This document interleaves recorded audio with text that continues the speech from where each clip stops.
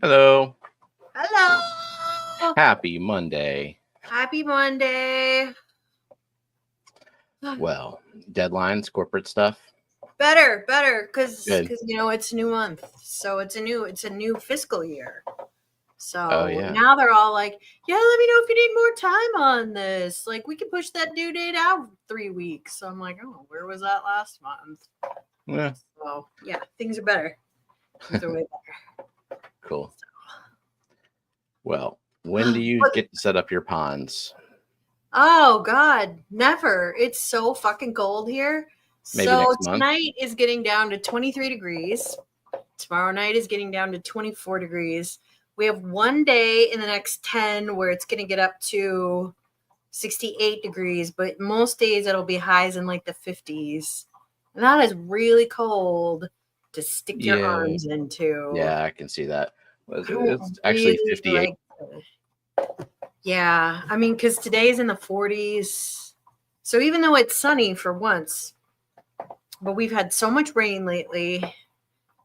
I think last week we had a grand total of 5 inches of rain, which compared to southern Indiana and northern Kentucky, I mean, there were places that in one storm on Friday night into all day Saturday, they had 15 inches of rain. It had been storming quite a bit here. Saturday was kind of the day I told myself, like, all right, I'm gonna have to get up and go leave the house because I can't avoid the trip to Home Depot. Yeah. And I haven't been to Home Depot in a long time, and I haven't been in the garden center in springtime in the best time to go. Yeah, it was overwhelming. I'm looking at all these terrestrial plants, and I don't speak terrestrial plant. Well, and like you're late because like your garden center was at went last month.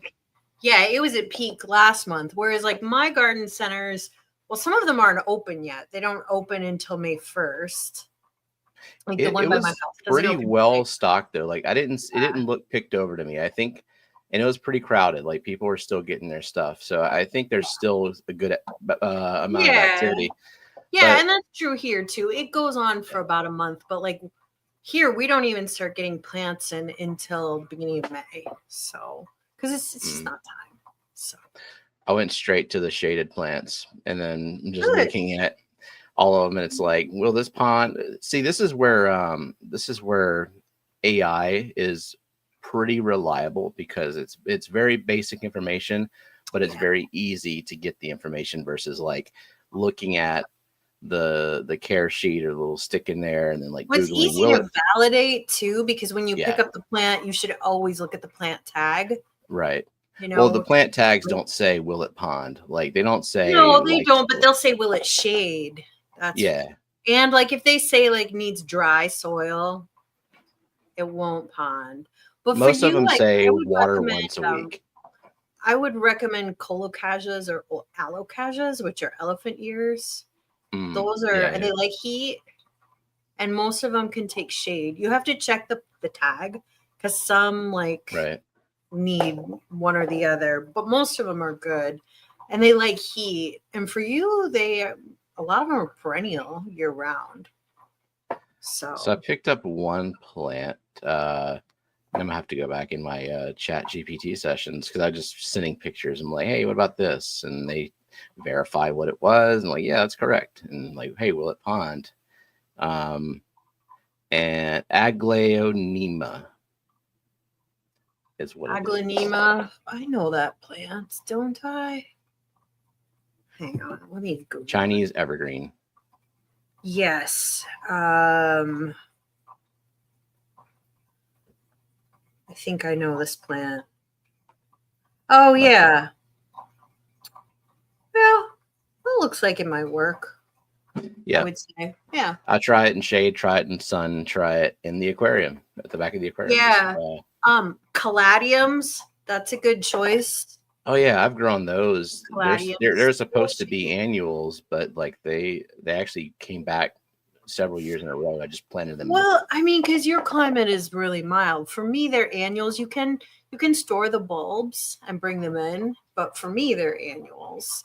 For you, but they like shade, and they don't mind wet feet. So I would do caladiums. They're very pretty too. See, I agree with Nancy. Like, I agree. pond needs to be added to the terrestrial plant tags. Yeah, Otherwise, we're just kind of guessing. My garden center has the one by my house that I like to go to, has a really small pond section. And like some of the pondable plants they have like there, and they have out in other sections too. So like some things are like segregated as Willet Pond, but some things like I just have to try through trial and error to see if they work. I mean, most of the pond stuff is like very firmly has to be a pond plant, like the lilies and stuff. Everything else is like even the golden pothos is mixed in with some stuff that like is like epiphytic or needs to be in arid climates next to like all the succulents and stuff like that. So it's I don't know this from that if it's not segregated. It's just segregated from needs full sun to partial shade to pretty much full shade. Yeah. So Jody P points out for caladiums, you need to check the tag on those because some of them are sun varieties. So you have to check. I've just bought them as bulbs before and didn't even look at them and just whatever group. Yeah, and a lot of them will work. For us, like you can buy caladiums as bulbs, but it's better to get the ones that are grown out as plants because they're so slow to wake up, and our season is not that long. Yeah. So, yeah. Nancy B says that there's a selection of plants marked for drought and heat tolerant.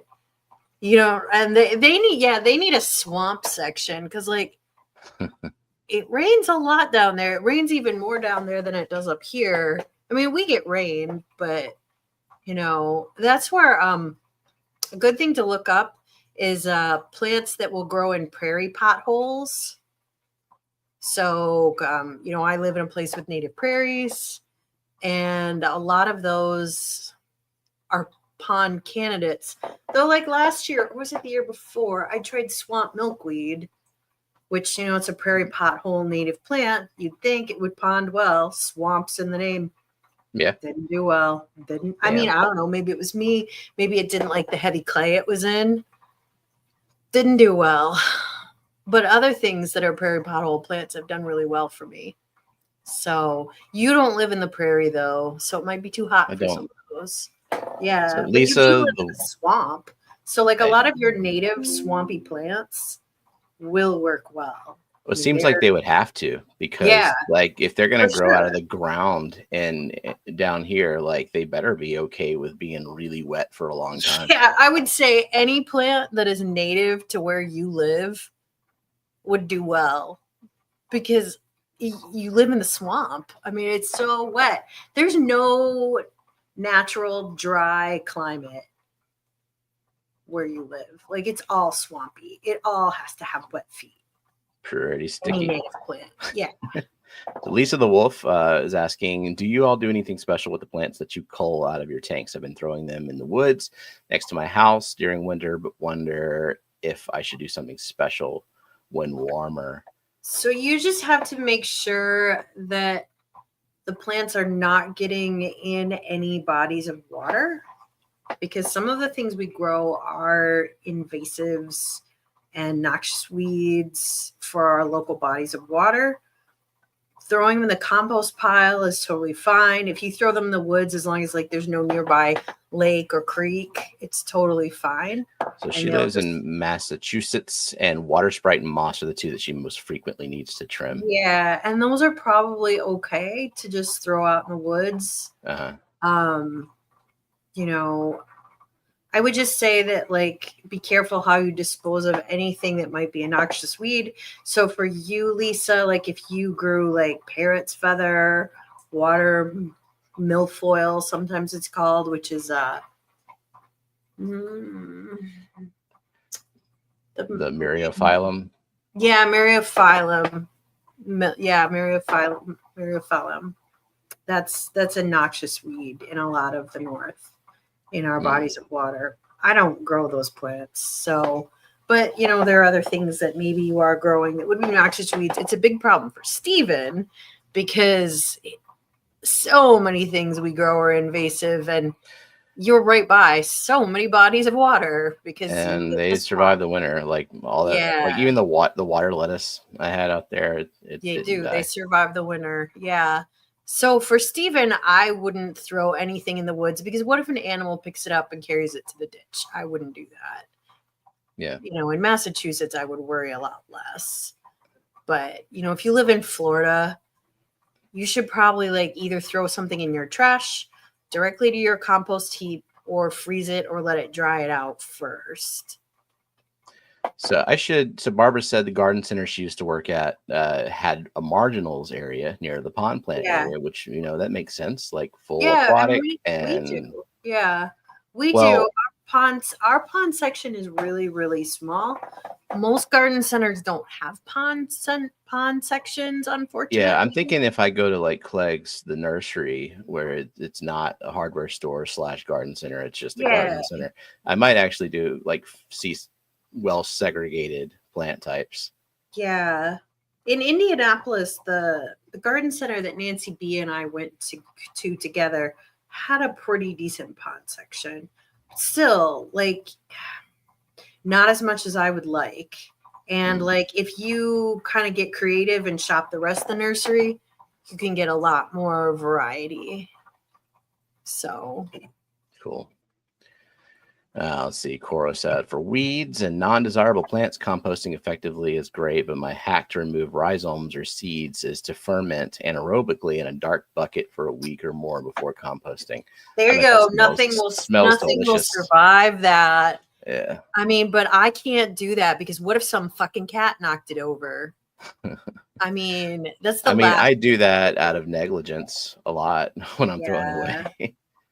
Plants away. I'm not doing that. Some cat would knock it over. But if you let your weeds dry out completely, they're going to be fine. So, you know, just be really careful about things getting in our waterways, especially for people who live in Florida, Texas, Louisiana, Southern Alabama, Southern Mississippi.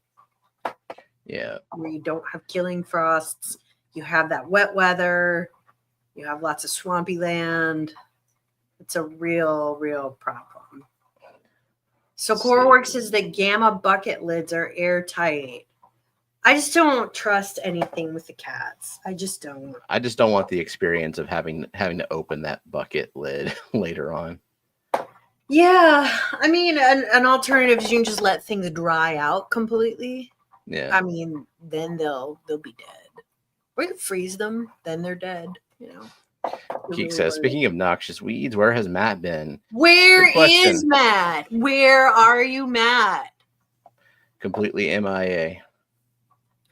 Alex said, I found Dr. Ted's Tub Handbook very helpful. Indeed. It's a great book. On Amazon. Yep, it's a great book.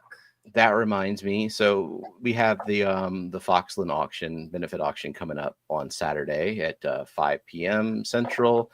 But so Dr. Ted is donating a signed copy of the handbook, but he messaged me on Saturday to sweeten the deal a little bit. So not only are you getting a signed copy of his book, but he has offered to be the winning bidder's pond consultant for the season. Wow. So that is a deal. Wow.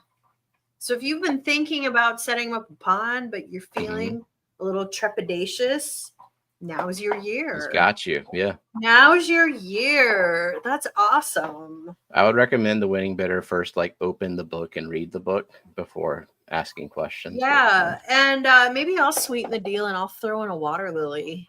Nice. Yeah. I'll throw in a water lily. Let's of my choice. I can't tell you which one you're going to get yet. But yeah. And I'll pay for shipping. Nice. So. All right. Passing Wind says, in my planted tank with CO2, I use a reactor, so it's in the water. Would you suggest the spray bar be pointed up towards the surface to ripple it or down towards the bottom? I like parallel with the surface. Yeah, that's what I like. Let's see if you can maybe see. Like where the outlet, the holes are just below the surface. So there's yeah, exactly. Just like that. Yeah, I like a gentle rippling. And the water's a little low right now because today is water change day.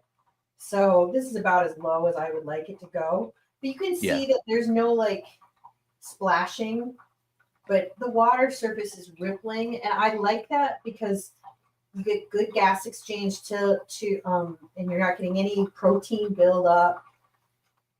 So, and I'm using an inline reactor, or not a reactor, an inline diffuser. Yeah. So it can be out. If you're running one of them like razor's edge systems where CO2 levels have to be rock solid stable, it can be a little tricky. You do have to stay on top of that water level because there's a measurable difference in CO2 where if the water line's a little bit too high, like we talked about before, versus if you let it evaporate a little bit too much and it starts spraying the surface of the water rather than rippling across it, you lose a good bit of CO2 from doing that. And I mean, just getting a lot of splash. If you have too much splashiness, your water level evaporate really quickly. So, I mean, no. I like just a gentle ripple. Yeah. Geeks getting on the wheel. Woohoo! On a scale of 1 to 10, how much better is it to run CO2 inline opposed to having the diffuser in? I don't know where 10 is better. I would say 10.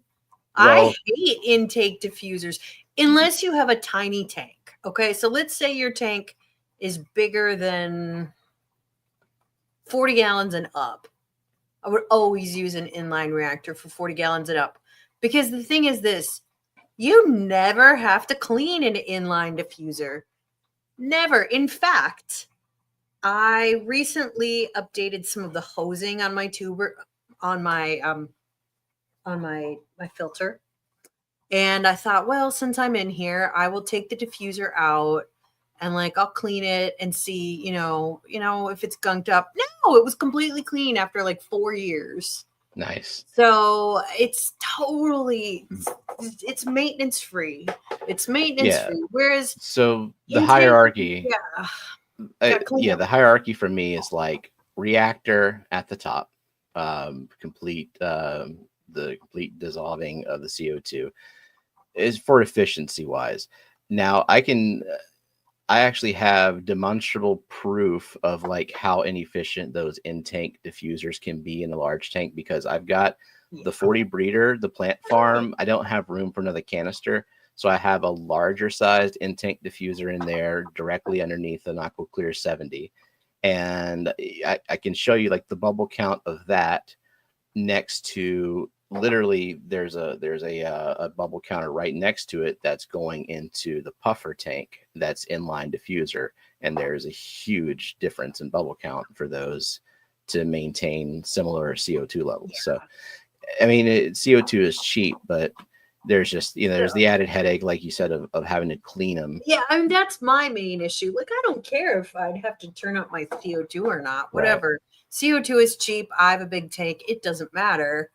But no, they have two in low light tanks where I don't have to clean them, but once every like several months. Like I could go probably 6+ months without cleaning them. But then like the plant farm is a higher energy tank, and like every month I kind of have to swap out that. Yeah, and the thing is, this is like even if you have a clean algae-free tank, you still get algae growing on the damn diffuser. Like it's just a thing you always have to do.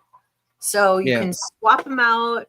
And then get one soaking in. Eventually, like you can go a long time. Sometimes it's fat. Like it just depends. I've never been able to go a long time. I've never been able to go more. That's because you blast the shit out of your tanks with light. I have some low light CO2 injected tanks. Yeah. There's a lot of differences there. Yeah, there's a lot of use cases. Like I don't want to do any maintenance that I don't have to do. Gotcha. And if you have an inline diffuser, you don't have to. And you get better coverage. You get better diffusion. So I really like them. They're a little work to plumb, But once that's done, you don't have to do anything. So yeah. But and I also say like better than that is the reactor. And I do want to get one of them horizontal reactors. Yeah. Because I really want to see like people act like the horizontal reactor kind of makes it foolproof. Like you won't gas your fish because there's like, I guess, a dissolve point, and then like the rest of it is trapped air at the top, and somehow that makes it magically safe. Yeah, I don't think that's true at all. Because you'd still get passive diffusion. So like I think so too. Yeah, I don't know. I don't buy that at all. But I don't like reactors because I like to see the bubbles. I like to see the bubbles. And Tom Barr says that there are plants that benefit from misting of CO2. I don't know how true that is, but maybe it's true. How do you prove that anyway? Like, I don't know. I mean, I guess you would have the same ppm of CO2 and you would have identical plants in 2 tanks next to each other. And you could see, I mean, he would say that some plants like misting more than that really like it. And I don't know if that's true or not. I like the misting because it's a good visual cue for me to know if the CO2 is out. Because my tanks, my cylinders are in cabinets. I don't have the door open, so I don't see a bubble counter. Yeah. So, I mean, if I read an article on 2 Hour Aquarius that I forgot. I think it might have been Xyrus where they were saying that the direct misting was helpful. I think so, and I inject a lot less CO2 than you do. My bubble rates are way lower because if I turn it up any higher, my fish freak out. They can't handle anymore. So, and I wonder if that's because I missed my CO2. I don't know. So, but I like it. Now, if you're a person who really likes photography, I take really shitty pictures of my fish.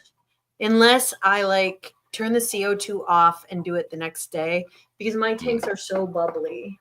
And it makes it really, really challenging to get good fish pictures. But I don't really care about fish photography. If I did, I wouldn't be using Chihiros lights because that's true. Rainbow people cannot. It's real-time photoshopping of the fish. Yeah, they cannot handle any pictures published that are not in sunlight of rainbows. That's just not a thing they can handle.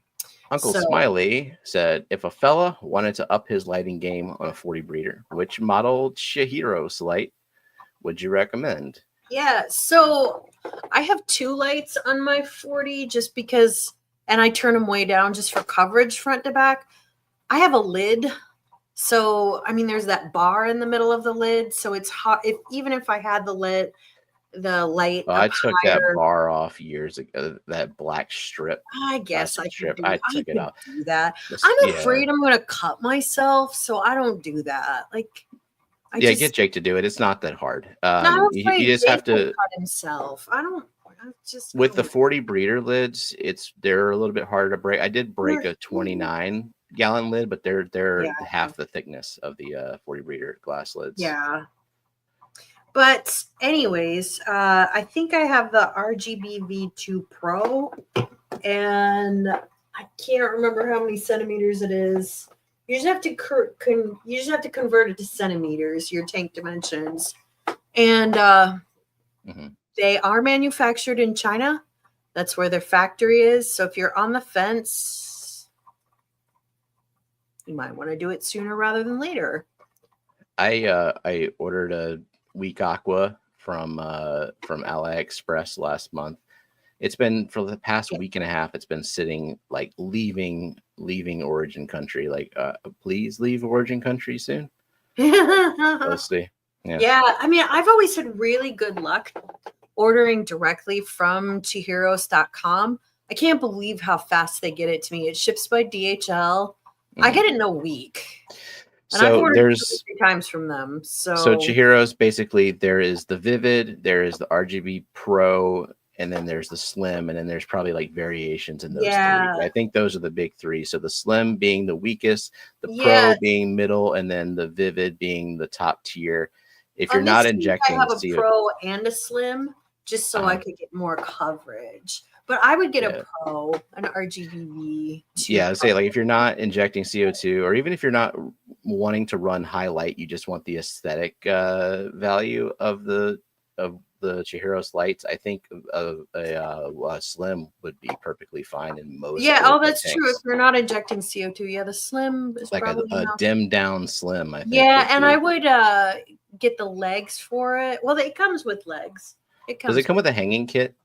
No, and the hanging kit costs a bunch of money. It does look cool though, because I have the hanging kit for that tank, and I can't remember what I spent on it.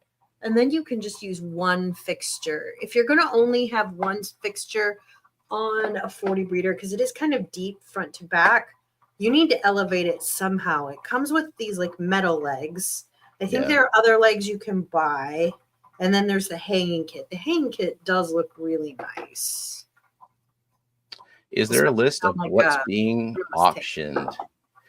If you go, so the stream has been scheduled, and if you go to the scheduled stream and read the description, there's a list of all the things. Something else was added today. I don't remember off the top of my head, but I still need to add it to the description. Every time I add something now, there's a character limit on YouTube descriptions. I never ran into that problem until now. There's because we have so much. So I guess you could have a pinned comment, or like you could have a pin. You could link a file. Maybe. Maybe I could link a list, like a Google spreadsheet. I keep it just forces me to reevaluate how I've written things and use like better economy of words. I mean, that is a good skill for any editor, which you are a professional editor. So there's like 40 something lots there. Yeah. I mean, because you're going to have to add a pond plant with free shipping to Ted's. That's true. Or a water lily. So What kind of light does Shorty use on this planet tank? Shorty got low, low, low, low. You know that song? Jake is a big fan of that song because he is a big fan of late 90s, early 2000s rap. Yeah. Well, that was certainly probably when rap was. He knows at its best and worst at the same time. Worst. He knows the whole canon, just the entire canon. So Luke, I think he was referring to the misting versus no misting plant benefit. He said that's an interesting test to run now that I actually have the capability to do that. Yeah, I would love to see that experiment, and I bet Tom would be interested too. So more testing, A/B testing. Yeah, I mean, I'm not going to change how I do it because to me the main benefit is I do like to see the bubbles. I like it.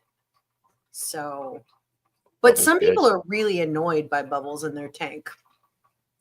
They don't like a tank that looks like a soda fountain, but I like it. So rainbow people like people with rainbow fish. Yes. Yeah. Exactly. Yeah. We're rainbow people. Rainbow weirdos with the rainbow fish. The best fish. The best fish. So Johnny thinks that like I am going to think that these killies I got are going to be better than rainbows, and they are not. And they're fine. They're nice. But they're not. They're the Tanganyicas, Lambrostictes, Tanganyicas. I mean, they're pretty, but they're not as pretty as a rainbow. They're not as exciting as a rainbow. And oddly enough, they're growing slower than my newest rainbows. I'm like, come on. The whole benefit was I could grow these suckers out in like 6 months. So,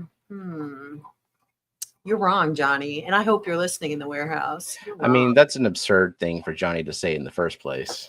It is absurd. Dan has almost no rainbows right now. They have like one rainbow in stock. Because people bought the rainbows, and rainbows live a long time. They require a lot of space. So like, what are you going to do? I'm not going to go set up another 75-gallon tank or something to keep rainbows. But if you are setting up a 75-gallon tank, you should just get rainbows. That's what you should do. Exclusively rainbows. Don't waste your time with live bears in a 75-gallon tank. Vibes, thank you for the super sticker. Vibes. The arrow pointing down, it says here. He's got some great ponds going, and I mean, he can actually work in them because it's not 23 degrees where he lives. So our he went time live is the other not day. here. I haven't even planted any of there are vegetables that can take cooler weather. So like I don't have to wait until my my last frost date. I still can't plant them. It's down to 23 degrees. That's not a light frost. That's a hard frost. Yeah. Nancy B says, no, I will not. No guppies either. I also would agree. No guppies. I do think native fishes are cool. And Nancy has a lot of cool native fish. So I will allow it. So Rebecca went to a rare plant and orchid fair on the weekend, now wanting to keep more plants again. My rare orchids are fascinating. That's awesome. Was that part of the Chelsea Flower Show? Which is something I've always wanted to go to. Always wanted to go to it. The orchids you grow on bark. That's cool. So they're epiphytic. That's awesome. Yeah, they're pretty. I would like to, in my office, get an orchid cabinet and grow a bunch of them. But right now, that space in my office is all my seed starting stuff. So I would need to like move my seed starting stuff. And I don't want to do that because like they don't get neglected in my office because I'm in my office all day. So I can keep an eye on them, make sure they don't dry out. And they're doing really, really well. So Scotty Killies are not better than rainbows. I pretty much, I think I've proven that at this point. Scientifically proven. We have definitive proof. I mean, Killies 10 out of 10 non-weird Killie people agree that Killies are not better than rainbows. I mean, I've kept only 2 Killies. I realize there are more, but like a lot of Killies don't live that long. I've had the regular lampi Killies, and they seem cool in theory, but they don't really do much. And then I've had the Golden Wonder Killies, and I've never encountered a fish more suicidal. It definitely wants to be dry for some reason. Just more like aspirational of becoming an expensive dog treat. Yeah. Just like, oh man. It wants to roll around in the dog hair on the floor. Like way more jumpy than a rainbow. But I mean, Killies are pretty. Just I don't want to deal with them. Like it's bad enough you got to keep a tight lid with rainbows, but Killies like don't see the lid and they're like, I'm gonna get around this somehow. Yeah, because like I have a gap in the back of all my lids where I have immersed plants and stuff. It's a gap like that big. The rainbows don't care. They're not going to jump out of that. But Killies, they are committed to killing themselves. They are just dedicated to it. So can you grow the brassicas yet? Not this week. So Rebecca, it is getting down to 23 degrees Fahrenheit tonight, which I will tell you what that is in Celsius. 23 it's -5 Celsius. So that's a hard freeze. So even like I guess I could cover it with frost cloth, but still that's like I'm gonna wait until next weekend and plant those. I do have seedlings going for broccoli, cabbage, and baby bok choy for brassicas. So I'll get those in then. Cora wanted to know why a cabinet do they need higher humidity than your office is? I need to protect them from the cats. Yeah. Yeah, because I don't live in a very dry climate. They'd probably be okay. But Fat Kitty, man, he's okay. Oh, so you went to Chelsea a few years ago, but it was too much for influencers. All right. Hampton Court is better. But no, this was a small one. Might check with my family if they want to go to Hampton Court. Yeah, let me know if you go to Hampton Court. I want to see pictures of it. Mm-hmm. British people, they just know how to garden. Gardening culture is so much more advanced there. Just it's a real, just a national obsession with it. Coro. Killifish are colorful right off the bat and breed prolifically. Okay, I'll give you that. Whereas rainbow fish are ugly and brown and not. I've never seen a brown rainbow. I mean, this is factually incorrect. Yeah, they look like except for like the first, but, I don't know, several months of their life. You know, it's kind of like this. Like, I'm growing all these plants from seeds right now, and you could argue like, oh, you know, it's unexciting because you don't have a plant that you bought from the store that's already blooming. But like, there's joy in watching it grow and watching the colors come in. And not significantly smarter than Killifish. That's probably right. I don't know which is dumber. I mean, rainbows are not smart. No. But like, is a guppy smart? We always talk about how dumb rainbows are, but like, let's face it, a lot of our there's a spectrum of intelligence in fish, guppies are not even like on there. Like they don't even qualify to be judged on intelligence. I know, but people always rag on how dumb rainbows are, and they are dumb. But like, there are dumber fish. They're definitely dumber fish. But what's the point in having a big fish with a big tank if it's not a smart fish? I want a pretty fish. Pretty colors. Very, very basic requirement, just visual stimulation based. No, the other thing I like is I like fish that don't cower in the back of the tank. Rainbows are 100% always front and center. Look at all these rainbows. They're all right. You can't really see it because the glare. But every single rainbow is in the dead center front of the tank. Yeah. Whereas a pleco, you could spend $200 on a pleco and only see it once every 6 months. I don't want to do that. I'd like to see my fish. So passing winds, I went to Hampton Court when I was 11, but it did have an effect on me also, Buckingham Palace and Versailles. Well, that's pretty cool. You've been to England. These are the pigeons of the fish farm. Oh, I love that. There's on Reddit, there's a subreddit called Stupid Dove Nests that are just pictures of like stupid nests that pigeons and mourning doves have built that are just like 3 twigs and then a bird just laid an egg like in someone's like barbecue or on their lawn chair. Just the stupidest nests. Rainbows are born upside down and stay that way. Totally agree with that. There you go. So Coreworks is the only rainbows I've ever seen in store that look good are fish that aren't for sale. They're never ugly and brown. They're never brown. Like, where are your eyes okay? It's hard to find like full-grown rainbows for sale. Like, certainly you're not going to get full-grown rainbows shipped to you. Every now and then, when I used to go to my LFS, they would have pretty nice sized like Bosemani and such. And yeah, I mean, those are nice. And I would also, if you do get them young, I would never buy a rainbow from a store because it's pretty hard to get good breed stock or just good stock. True. My first batch of Bosemanis were deceptively washed out. Like, there was one that was nice and orange blue, and then the rest of them were kind of like almost yellow, hazy, not that great. Yeah. So, and speaking of good rainbows, Foxy and Pepland are going to have some in the auction.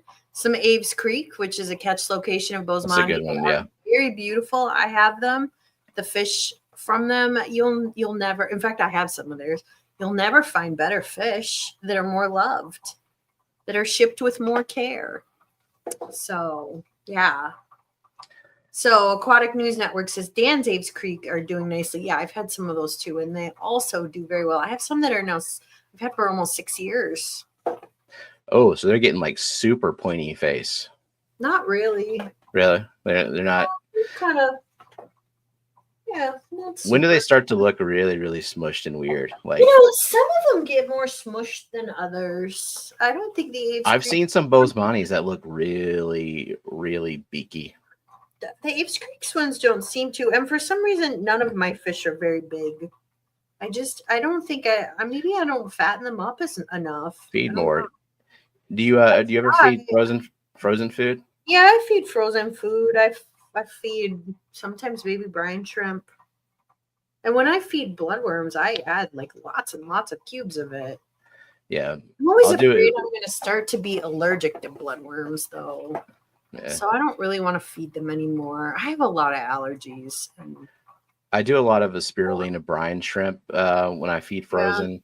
And mixed in, I got some frozen chopped clams because the puffers, but like all the fish like those as long as they can. They're a little bit bigger chunks, so you know the rainbows can handle it. Fed frozen Daphnia. I've fed frozen mysis.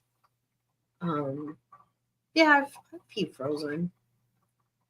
But they just I don't know. I'm not as good at making fish fat as you are. I think I'm good. They're hungry. They beg for food, and I spend all day with them in the office / bedroom, and so. I mean, I'm in the other room. Maybe that's why. I also spend the most time watching the rainbow tank, the 90 feed. So I will dump in a bunch of food just for entertainment factor. Like I have my light shut off at 10:30, and so like about 9:30, 10 o'clock, sometimes it will be feeding time, and I'll throw enough where they're chasing it down for at least the full time that the light stays on. Lately, I feed them just before I go to bed, and so I don't even watch the meat because I'm like, oh, I'm so tired, I want to go to bed. So, well, I don't think there's any concern about rainbows eating. Like, I think they're gonna. Yeah, so they eat. Like, no one's going hungry. There's no such thing as a picky rainbow. They eat whatever. It looks so good. A bit murky, but I set this up on Saturday. It'll clear. Just give it time. Just give it time. It'll clear. The bog filter will help it clear, and very, very simple design. Like it looks good. And you can even add other pots of bogs if you want to in time. But you'll probably have a lot of other plants in there. You'll have room for a couple water lilies. I don't know if you'll have enough sun for water lilies to bloom or not, but we'll try another one out for you. So that photo that I posted on Discord where I said they were just kind of floating in still black water in this tank, there was a flower bud on it. Like it sprouted a flower bud while sitting in that disgusting water. Probably already had a tiny flower bud because it was already tiny. So. Yeah. I mean, that's a really hardy water lily, that variety 1 visa. And so my friend, my pond friend, I gave him that variety. And his pond was only in full sun a couple hours a day. And it bloomed. Okay. So maybe. So there's 2 pots with lilies right now, one on this side and one down here, and then this is still just some random floating crap that we'll try it. I'll try to send you a pink beauty, and that's a pretty one. I don't know how it will do with the light or not, but you can always play musical water lilies. You can put the pink beauty in your main pond. I might do that, yeah. Yeah, or you can just throw it out. I also don't care. But, Nancy and I both have that one. Well, I got plenty of this one, and I don't have the pink beauty at all. So I'll probably end up swapping it out and give it to my son. If it gets enough sun, it's a good bloomer. I really like that one. And I also really like the color because, like, when I think of, like, a cartoon lily pad with a frog and that shade of pink, like, I just think it's like a perfect cartoon pink lily pad. I like it a lot. It's really pretty. And like, I think Nancy at one point was getting like 7 or 8 flowers a day on it. I think the most I've had was like 4 or 5, but still that's a lot. And they're decent sized flowers. So it's a nice water lily. Yeah. Nancy says I should have 85 pink beauties when I split it. Yeah, I think when I split that one, I usually get like at least 7 or 8 plants. So the 1 visa, last time I split that, I think I got like 20. I mean, it was absurd.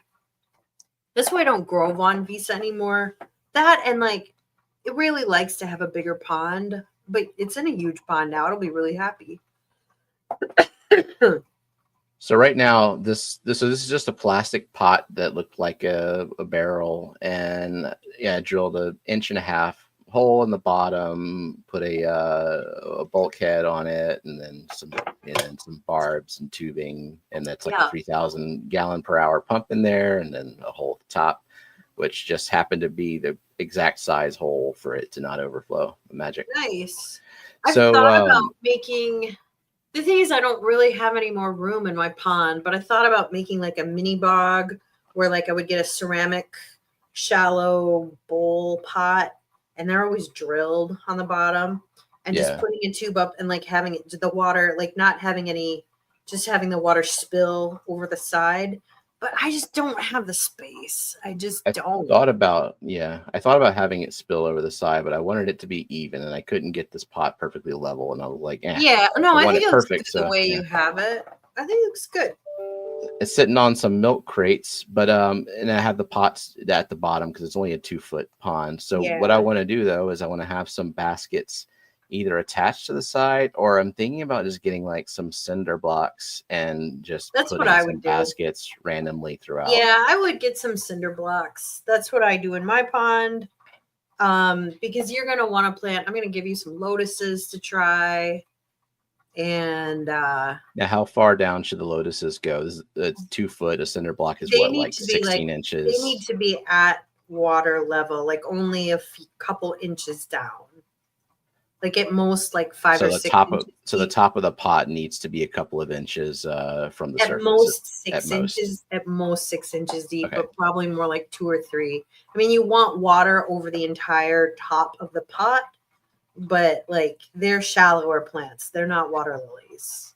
And is there any preference on like how deep of a pot we want to go? Because I have these shallow feed pans. You want to use the feed pans. You want a round pot. And you want the shallow feed pans. I've got some of the lotuses I have. You can get smaller feed pans, or you could use like a big dog bowl. Might be okay. And some of them you'll want a bigger feed pan, like the largest size feed pan. Like the one I use for the lily, like the one you recommended, the 3 gallon feed pan.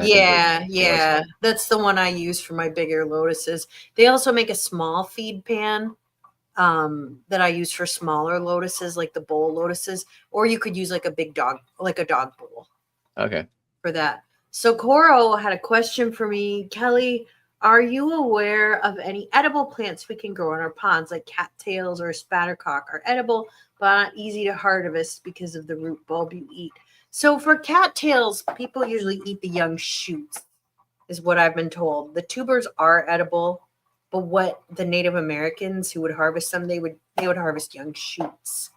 And I don't grow those. My ponds are pretty small and they get pretty big. I have grown mint. Mint grows really, really well in a pond. And that's edible. Sorrel, which is also known as blood dock, is an edible salad green. You can also cook it in a puree. It's like tart and lemony, and it tastes really good, and it's a super pretty plant. So you can grow that. And that can be grown from seed, or you can buy plants of it. Let's see what else. The cattails, is that the thing where I've seen people like smack one on the ground and it just like explode? It's more like milkweed. Well, they're the ones that, like, I don't know, you've seen cartoon drawings of them. They look like fuzzy, velvety sausages. Yeah. Well, like if you break into them, I think like they release. They kind of break apart into into fuzz. So, and in the fall, they kind of just disintegrate and the seeds disperse because the seeds are attached to the fluff that blows away. So, turmeric, ginger, you can pond. So, those are marginals. You don't want them to be real deep, but they're okay. I tried lemongrass last year and it did badly. What was it the year before? Last year. It did not do well. So I would not recommend lemongrass. So that's what I've tried. Oh, of course, watercress is a classic choice. And it's delicious. I love watercress. I've never grown it, but that's a good choice. I think there's something called water spinach. I haven't grown it. I don't know much about it. So Jody says, since Petco canceled my order on the 125, I won't give me my awesome price on it again. Why? I'm Why would they going do for that? the 10-foot pond. Is that enough for 2 lilies? Depends on the size of the lilies. If you get smaller ones, I think so, yes. And I have some that you could have 2 of them. Well, I've got this is an 8-foot pond, and I have 2, well, the same one right now, just in 2 different pots because I didn't know what to do with it. Yeah, I mean, but there are water lilies that have a 10-foot spread. So, yeah. I mean, there are ones that get that big, like if you have a bigger pond. But I think 2 water lilies will just go just fine in that, and you'll have room for lotuses and marginals and other stuff. You can have a lot of fun with a 10-foot pond. My friend Lori in Florida has a 10-foot pond, and I've given her a bunch of stuff for it. So it's done well. Oh, I wanted to ask too, since there's no fish load in here at all, and I have the lilies in the pots with pond tabs and dirt, but the bog plants are just shoved in the gravel, and I don't think there's really much leaching of the dirt pots. Like, so how do I fertilize those bog plants? If you have marginals in just baskets, you can't in gravel, you can't fertilize them. It'll all just leach out. And so the only fertilization it's getting is from your fish load and waste. Which typically I have none currently. So yeah, in my bog, I grow like elephant ears, like alocasias, and they get so damn big that like I don't really want them to get any bigger. So that's okay with me. And there is always some fertilizer leaching out of that's what I was wondering, like how much of it is coming out of it. And they clean up the leftovers. So I don't worry about fertilizing my bog at all. I have done it in the past, and I don't know why, because the elephant ears by the end of the summer are like 5 feet tall and choking out the whole bog box. They get so big. I was kind of considering, just because there's nothing, like there's no fish in there, like just to kind of give it a start, because it'll be a while before I stock anything. I think I'm just gonna play around with the plants, but I was thinking like just a bit of a hydroponic solution or something in there, since there's nothing. You could, but honestly, I wouldn't worry about it. Like, I just wouldn't worry about it. It'll be fine. The thing is, this is like your plants are not going to grow as fast as mine are because you don't have blazing sun. Yeah. So they're going to grow slow anyways. I just wouldn't worry about it. I would worry. The thing is, you want to fertilize your water lilies and your lotuses because you want to keep those blooming. Right. So, and Nancy's asking what fish I'm going to put in there. Yeah. I don't know. It's going to be a really tough decision. Yeah. Like, am I going to go with medium to large-ish fish in there? I could if I want to, but it's also goldfish in. It's 2 feet tall. It's going to get hot as hell in there. There's no there's no depth to it, and it's a lot of surface area on there. It's going to help when the water lilies grow because they'll shade the water. And it's not in full sun, and it's a huge water volume. That's going to help. I would put in cheap goldfish is what I would put in. Because then it's not a huge investment, and they are really pretty. They're really nice. Or you could you should put a bunch of gambusia in it from your ditches. I mean, you just need to get something in there. Otherwise, you're going to have so many mosquitoes. I got the mosquito dunk in there at least. So, I mean, that helps, but nothing. Well, you know what else? When I let the rainwater just kind of stand in there, I got a whole bunch of these things, and I scooped out maybe 100 of them yesterday. I mean, I think I don't know. Maybe someone in chat knows. That doesn't look like that's not a mosquito larva. No, it's not a mosquito larva at all. Google tells me it's a diving beetle, tiger beetle. But there's also some other kind of larva in there that's a little bit different from this. Yeah, it's not cool at all. Fish love that. And that's why, fish do so well. Well, yeah, it depends on the fish. Yeah, this thing is the size of rice fish. Oh, yeah. Yeah, wow. That's the problem. And it's predatory. Like, I looked it up. These things are not fun. So I scooped a bunch of them out. There's still a few bigger left. Goldfish would eat it, but yeah. Right. So yeah, I can do goldfish. Goldfish. I like my goldfish. They're pretty cool. Well, I'm reluctant to stock the pond right now because, like, how long is it gonna take for it to be shaded in? Or I just that the water is gets a good so time hot. to stock it because it's not so hot yet. No. I mean, it is a big volume of water. Just throw some gambusia in there at least, because you gotta eat mosquitoes. We know gambusia will live through anything. There.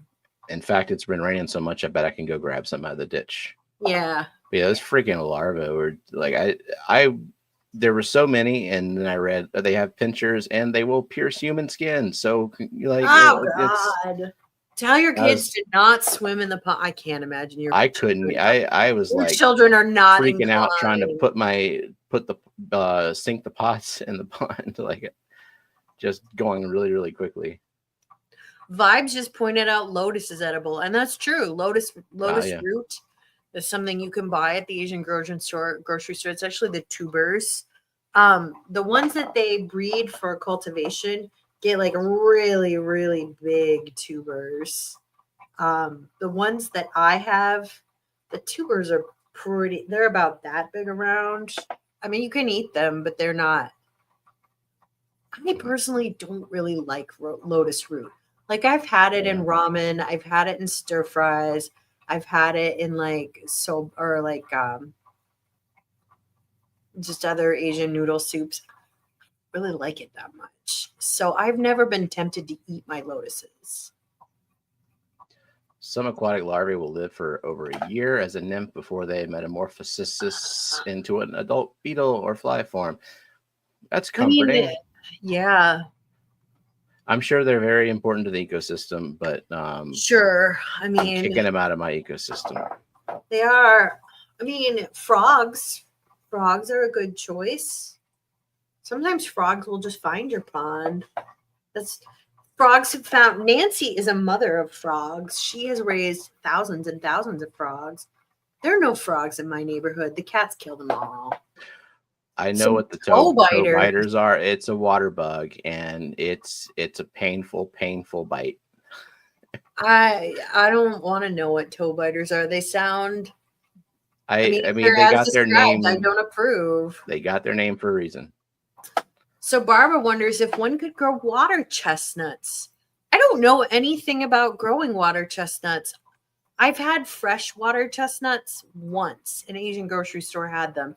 You have to peel them, but they were much tastier than the canned ones. And I like the canned ones. They were even better. I would be very interested in what the cultivation of those is like. I've never seen like where you could buy either plants or grow seeds for them.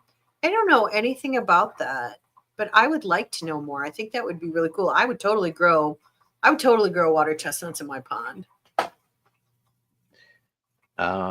Water hyacinth, says Lance, which I can go harvest that and just go sneak on someone's property, get it out of their pond. Yeah, that's an noxious weed. I wonder if it would it bloom in that shade?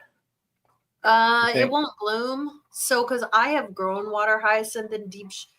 I mean, it depends on how many hours of sunlight you have. In my experience, when I had it in deep shade, it never bloomed. Because I had a tree blocking the south side of that pond, and it just never got any light. It never got any light. So, it just depends on how much sun it gets. It might also like proliferate vegetatively and just not bloom.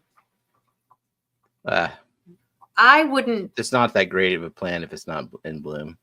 Yeah, and I wouldn't. But it would be a really good. I wouldn't grow it anyways because you're just adding to the problem of your ecosystem. I do like to be part of the problem. Yeah, there you go. You'd be part of the problem. There are way cooler plants that you can grow in ponds than water hyacinth. Water lilies are 1,000x cooler. Lotuses are 1,000x cooler. Brenton just hit a year. Yay!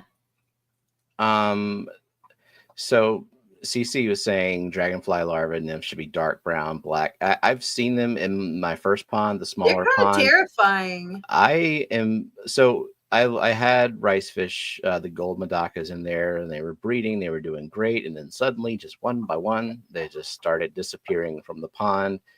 And I have no proof. I only have theories because, we've got birds, we've got random neighborhood cats, and we've got lots and lots of dragonflies. So yeah, we have dragonflies too, but I've never had any issue with breeding rice fish.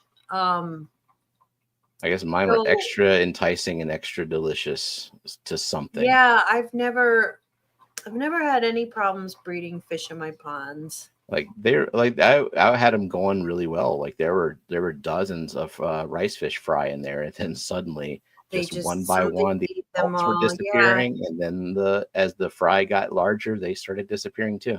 I mean, those nymphs are nasty, but I mean they're an important part of the ecosystem. Dragonflies are beautiful. They're native. I mean, it sucks, but raising more dragonflies, I guess, is good for the world. Well, someone else could do that. I would like to raise frogs in my pond. I would love to have frogs, but just the fucking cats. Oh yeah, I forgot about frogs. They're a suspect in the. Yeah, they are. They are. I would just love to have tadpoles. That would make me so happy. I had tons of them. Yeah, I don't get any because of the cats. Damn girls. Love to get toads. I mean, it would be so cool. So right now, Sunny, in the past, I have used Fluval 3.0 lights, which I do like. Right now, I'm using all Chihiros lights. So. Yeah. So I would say, I mean, I have 20 tanks, so a multitude. You have a lot of lights. Lights. If you used all Chihiros lights, you would not be able to send your kids to college. So true. They're very expensive. So the top tier, I have the Chihiros lights and the weak aqua lights, and then I still have some Fluval 3.0s running, and then I have some night crews. Better than that though. The aquarium, I have 4 aquarium co-op lights, 2 of them on one tank running the plant farm. And then there's the night crews, there's the hikers, there's the built-in lights on the Fluval flexes, all the way down to some weird pendant light, $10 pendant light that I have on a shrimp tank. That's kind of garbage. So a bunch of different kinds. They all grow plants. I like the app control, so that's why I've gone with what I've gone with. I do like the way these lights look. I like the way they make my rainbows look, honestly. I really love them. So, but they're expensive, and I don't think they're an absolute requirement to grow good plants. I think you can grow good plants with cheap lights. That did not used to be true. When I first started this hobby, you had to spend a lot of money to get even mediocre lights to grow plants. So now it's not true anymore. T5, T8s, whatever they are, you can control the spectrum just by with good reflectors. It was really expensive. I mean, this would have been in 2007 or 8. My first light fixtures for a 29-gallon were, I think I spent $250 on it used. Oof. It was a lot of money. Yep, and now basically student. Any night crew, whatever light hiker released in the last hour, are all gonna be too bright for a low tech tank anyway. So it's you got an abundance of light. Just take your pick of what tinting you like the best. If you like a warmer look or a bluer look. I mean, what you get with the Chihiros light, first of all, you get a lot of intensity which if you have a deep tank, you really do need. Yeah. You get a lot of color spectra options that are very appealing, in my opinion. And you get app control, which is nice. So you can turn it up, you can turn it down. Sunrise, sunset, you can pick your color spectra, which is really nice. But that said, if I had a limited budget, this would be my priority. CO2 first, substrate second, light third. I think. You forgot the plants. That's well, they're a given. Like you're always somebody might give you plants. I mean, you know. I mean, so if you were, let's like say you were a beginner and you had nothing and assume that anything that you did acquire, you have to buy it. What would you say the most money would be spent after CO2? Like, well, I mean, I guess the plants. I've spent so much money on plants. I think that is a mistake that people make is whenever they do set up a new planted tank, they will get like 3 plants and they'll you just want to plant like heavy to start. You're going to have so many fewer problems if you do 2 things: plant heavy and do tons of water changes, especially that first 2 or 3 weeks.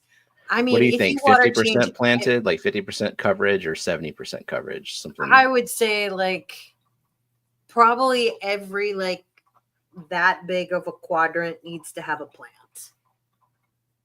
I wouldn't. Yeah, like every 4-inch square quadrant needs to have a plant. Now, some of those will be little plants, foreground plants.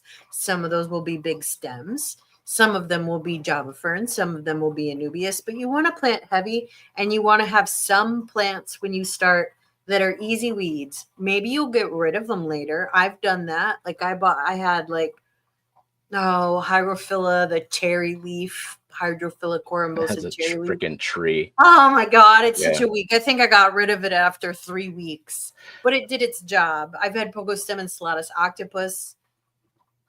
I got rid of it after a month. I kept my cherry leaf for a full year. I was committed. Oh God!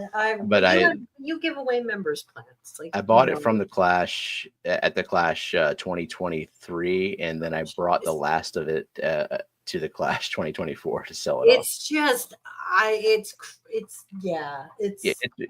was great for member plants, except it is very, very easily shaded. It easily shade itself, and it shades other plants. It just takes up too much real estate for what you get. But if you need something to just like grow fast and suck up nutrients, it'll grow fast. It will grow right up out of the water without hesitation too. If you want something immersed. So it's a good choice, but plant heavy. Like account for the money for planting heavy. Yeah.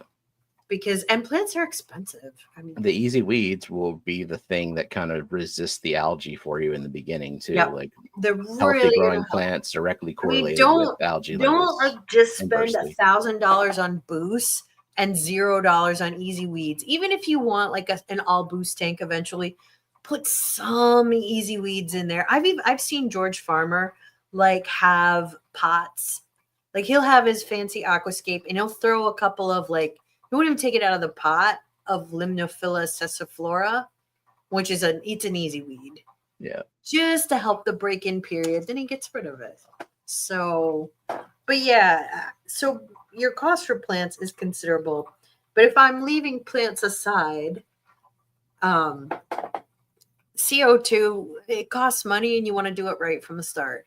Mm-hmm. Like if you're going to do it, and you don't have to do it. If you just, if you think, okay, this is not for me at this point, my hobby, you can do it later. That's fine. It's not something you have to put on from the start. But if you decide to do it right. Don't cheap out. Get a good regulator. Spend the money on it. And if you don't, though, like turn your light down. I think that's like the number one. Yeah, I would just agree. From looking at Facebook posts and the forum, the co-op forum, and everyone planted tank problems.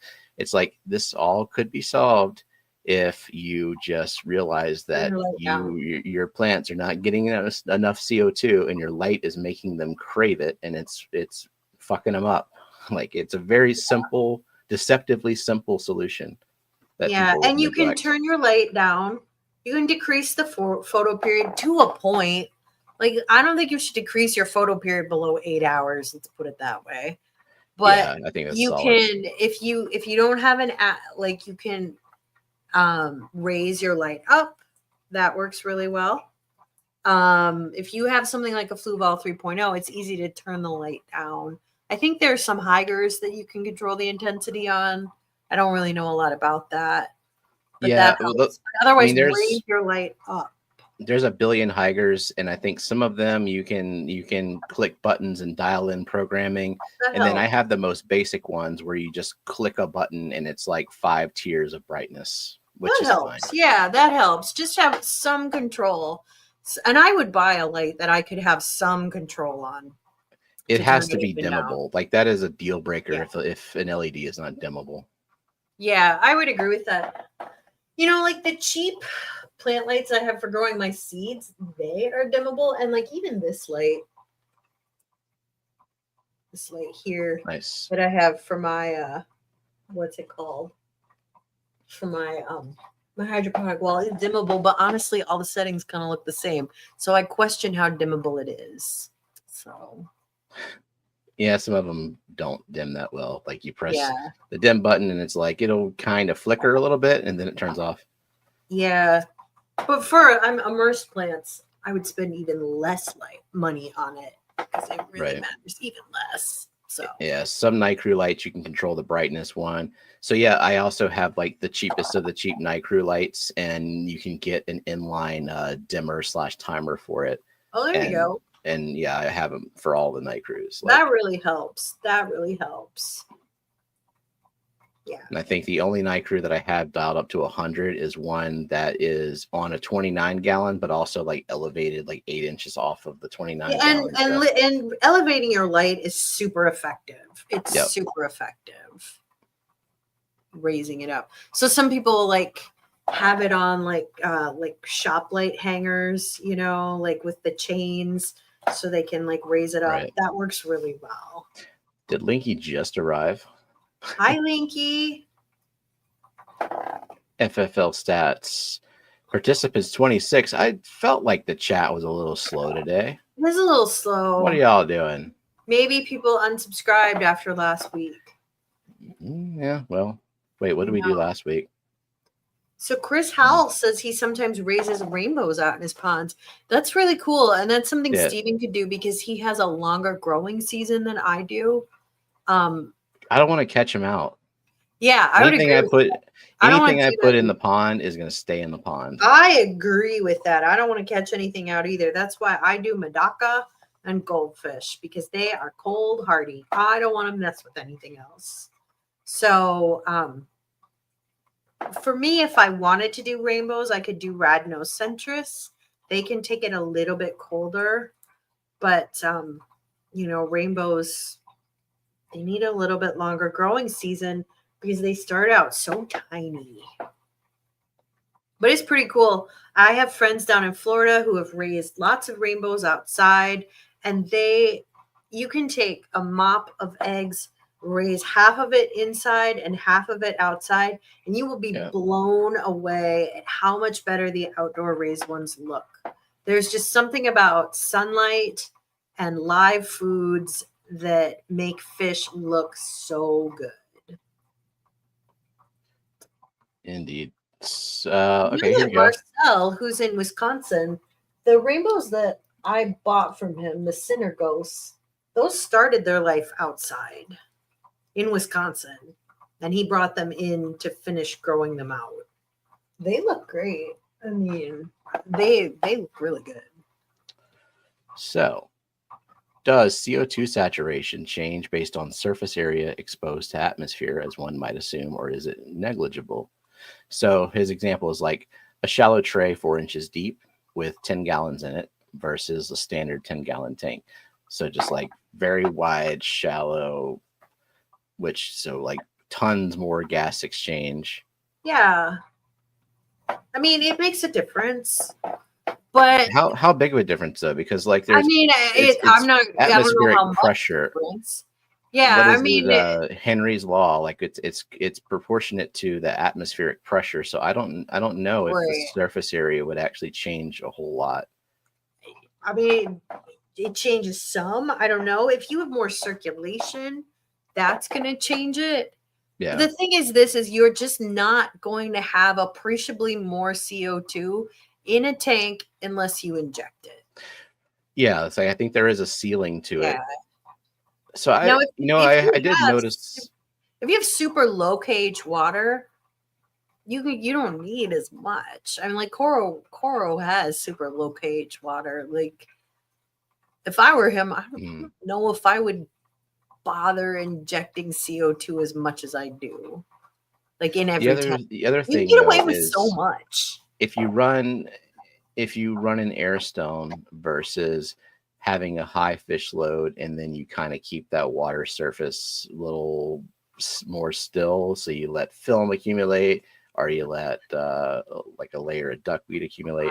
I don't like where are you getting more CO2 from, the atmosphere or from your fish waste? Right. And I don't think it's very healthy for your fish to have in the long run it's not good, because you don't know fish need oxygen. They need oxygen. It shuts off all gas exchange. Right. I mean, and I know that fish need gas exchange because a couple of times I have done a water change, and I'll fill the water up and I'll accidentally touch like the glass lid. Yeah. I've done that. And I look over and I'm like, oh God, why are my fish gasping? And I realize, and then I just lower the water level and it gets better right away. Right. So, yeah, don't do that is what I've never killed a fish that way, but I hate to stress my fish out. So Nancy says, I grew ginger in my tubs. I didn't eat it, but it grew. Why didn't you harvest it, Nancy? I love fresh ginger. I bought ginger last year. On ginger, maybe? Well, you wash it. It's the rhizome that you eat. You wash it. I mean, how is that dirtier than what you get from the grocery store? As long as it's washed. So, but I'm going to grow some ginger this year. I don't know if I'll grow it in my pond or not, but I'm going to start it pre-sprouting. I bought a chunk of it this weekend. I need to get it in a pot and start pre-sprouting it. But I go through a lot of ginger, and I should grow some of it. Oh, colleagues at Roche. I don't work at Roche. Jake works at Roche. I work for another corporate overlord. Jake has been at Roche for 50 years. Feels like it. I think he's been at Roche now for like 25 years. I mean, the way he talks about it, it's like, why would you ever want to leave? Nobody ever leaves Roche. Yeah. Nobody ever leaves. They all retire from there after their minimum of 30 some years, some longer. He has a pension, but he's a service training, so he works in commercial education. So in Indianapolis, which is part of diagnostics. It's not part of pharma. But I have different corporate overlords. So, yeah, Cora said the only issue I would have with edibles in a pond is with our food products. So there's like the chlorinator or clarifier, flocculant. I don't use any of those in my pond. I don't even use dechlorinator in my pond because I never change more than let's say 5% of the water at a time. And I just never bother. Even a brand new tub of water, I don't bother. The fish I have out there are very hardy and they don't seem to care. With my precious rainbows, of course, I use dechlorinator. But with my outdoor fish, they seem fine. I do use fertilizers. I'm not really worried about those as long as you wash your food. I don't use flocculants or anything for my pond. So I think it's pretty safe. So, all right. Denny asks, serious, but also weird question. Can you get things like fish TB or micro from edibles grown in fish water? No. As long as you wash it, it's fine because plant tissue is not a vector for fish diseases or fish bacteria, fish parasites. As long as you wash it, it's fine. Just like you need to wash all your vegetables, you need to wash everything from the grocery store. You're at more risk from grocery store plants, I suspect, because of E. coli. So the number one things you get sick from are vegetables that you don't typically cook to eat. So spinach, Sprout breaks. That's what the CDC calls them. So sprouts, like, because you don't cook your sprouts, like alfalfa sprouts, you don't cook them. Right. Green onions, big issue because people eat green onions raw. So yeah, if I were to grow something in my pond and I wanted to eat it, I would. I have eaten things from my pond before. I've grown mint in my pond and eaten tons of it. So, and maybe this year is the year I'll grow ginger. Why not? So. And Sketty wants to send your clivia next week. Oh, thank you. Yes, this is a good time. I have a good spot for it. It's this week is not a good week to ship. It's so cold here. I don't want it to freeze, but next week should be above freezing. So it's a good time. Thank you so much. I will treasure it. I'm very excited about it. It'll look great. It's a house plant, not a pond plant. No. I wonder if it would pond. I don't know, but I'm going to keep it as a house plant. So you could, if it can be divided. That's kind of like that thing I just got from the hardware store. I already forgot the name of it, but I don't think this one's very dividable. Yeah. So divisible. Yeah. I'm behind in chat. Alec asked something. I can't remember what. Sorry. What did we miss, Alec? Luke asked, was at a vernal pool and collected. I don't know what we're talking about. I'm way behind, guys. Oh, are you? I missed that. Barbara says that regular impatiens grow nicely bare root from the edge of the pond. There you go. And that's a cheap, easy plant to try that takes shade, Stephen. Impatiens. I'm impatient. It's not spelled the same way. Impatiens. Impatiens, not impatient. Impatiens. Gotcha. And they take full shade. So that's a good one to try. You won't be out much money to try it. They're in the annuals. So the bigger ones are New Guinea impatiens. You could try those too. In my experience, yeah, impatiens do like they do like wet feed. So cool. Yeah. Give it a shot. Add it to the list. Yeah.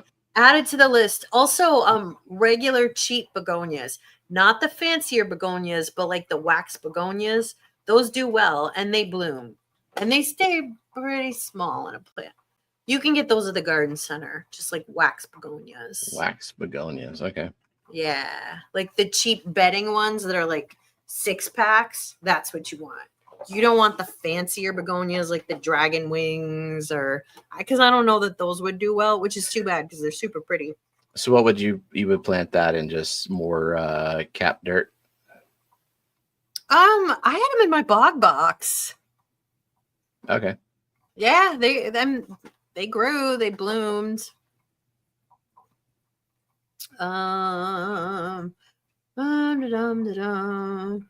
Mr. B's CPDs, that's a new name, says just bought a cheap Aquatop Sky Aqua. It's dimmable and I like the way it looks. That's cool. I don't think I've heard of that I don't know brand, that but yeah, either. I'm sure it's very similar to like the Higer, Night Crew. Probably exactly the same. JC and just relabel it. Whatever, like the bunch of different ones out there. So Garage Gills says do I know where does Garage Gills live? Says took on a dojo loach from a rehome. Thoughts of those in a pond? I think that there are some places where it's illegal to keep those. Like I know in Oregon. I think they're good in a pond because they can take it a little bit cooler. Like I would still have to take it inside at the end of the season because they can't take it that cool. But they can be outside year round in certain parts of the United States. However, it is illegal to do so. You want to make sure it doesn't leave your pond because you don't want it to get into the waterways. That's why it's illegal in, I think, Oregon, maybe. I don't know. Begonia Rex. Yeah. Begonia Rex. So a Rex begonia. That's another one. And African iris. Yeah, I don't know if it would bloom though in your full shade. It does. I've got the Louisiana. Yeah, I think Paris, those need full sun. Those need full probably. sun. But it's there's some foliage. It's growing. Then trying to get people to hit the like. Now it's just a low activity week. Or hit the dislike. We don't want to tell you what you should think of us. You can make a decision as you see fit. Anna says work is keeping me busy. Oh wait, that's the Roche. Yeah. Yeah. Vibe says, "Hey Kelly, I haven't had good luck with washing cake mixes from Not advisable. You shouldn't do that. How great would cake be right now?" I'm so behind in chat. Central California near Sacramento is where Garage Gills is. Okay. I mean, it could probably be outside year round. Just he said no chance it gets to a waterway. So I mean, I guess being responsible. I think it could be outside year round where you live. Good choice, then. Yeah, it should be pretty happy. I know that some people like to keep them with their goldfish because they can be a little cooler. So. Yeah. Well, if there's no other questions, I think we'll call it because me and Jen are going to pack some plants. We've got some stuff to do. So. And I'm hungry. I want to have dinner. So. Yeah, dinner's good. So yeah, we'll possibly stream Friday for streaming if we're feeling it, but for sure the auction is going to be it's going to be a marathon, not a sprint. I mean, it's going to take hours. It is. So we might just stream on Saturday. So yeah. But I hope everybody attends and bid high. Everyone, it's for a good cause. It's for our friends Foxanne and Brian. They're getting married at the Clash. Everyone's invited. Weddings are expensive. We got to help out. So it's a good cause. Lots of cool fish, lots of cool plants, lots of good stuff. So bid high. Yeah, I'm not allowed to bid. Oh, well, that's true because you're the organizer. Yeah, so. But you can encourage others to bid. Indeed. You could be a pushy auctioneer. So Jenna's going to help you, and just people are going to come up with their stuff. Yeah, and Foxy and Peplin, they'll be up with us the whole time. Oh, that's good. Yeah, that's good. And then most of the people who donated something to the auction agreed to come up. So yeah, that'll be fun. Cool. Yeah, you'll have a good time. That'll be a good time. Should be a fun stream, and maybe there's a fish on there that you've been thinking of getting. Why not get it from a quality homebred source? So, yeah, those are the best fish. All right. Well, thanks, everybody. Thanks for coming. Thanks to our super chatters and our mods and our lurkers and all the new people. Yeah. Talk to you guys later. Bye-bye. Bye.